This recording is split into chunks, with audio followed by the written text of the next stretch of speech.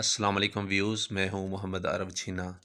آج میں آپ کو 4 ایسے قسم کے انسانوں کے بارے میں بتاتا ہوں جو تقریباً پوری دنیا میں پائے جاتے ہیں۔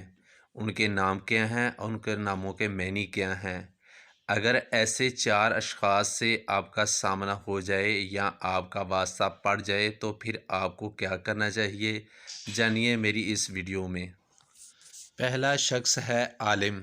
عالم کا مطلب یہ ہے ایسا شخص جو جانتا ہے اور وہ یہ بھی جانتا ہے کہ وہ جانتا ہے۔ ایسے شخص باعمل عالم ہے، اس سے علم سیکھنا چاہیے۔ دوسرا شخص غافل۔ غافل کا مطلب یہ ہے ایسا شخص جو جانتا ہے لیکن وہ یہ نہیں جانتا کہ وہ جانتا ہے۔ ایسا شخص عمل سے خالی اور غفلت میں ہے، اسے بیدار کرنا چاہیے۔ تیسرا شخص طالب علم۔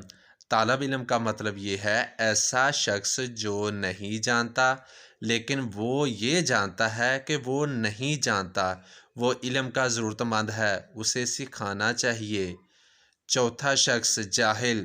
جاہل کا مطلب یہ ہے ایسا شخص جو نہیں جانتا اور وہ یہ بھی نہیں جانتا کہ میں نہیں جانتا۔ ایسے شخص کو جاہل کہتے ہیں اور اس سے بچنا چاہیے۔ اگر میری اس ویڈیو سے آپ مطمئن ہیں تو پلیز میرے چینل کو سبسکرائب کیجیے۔ شکریہ۔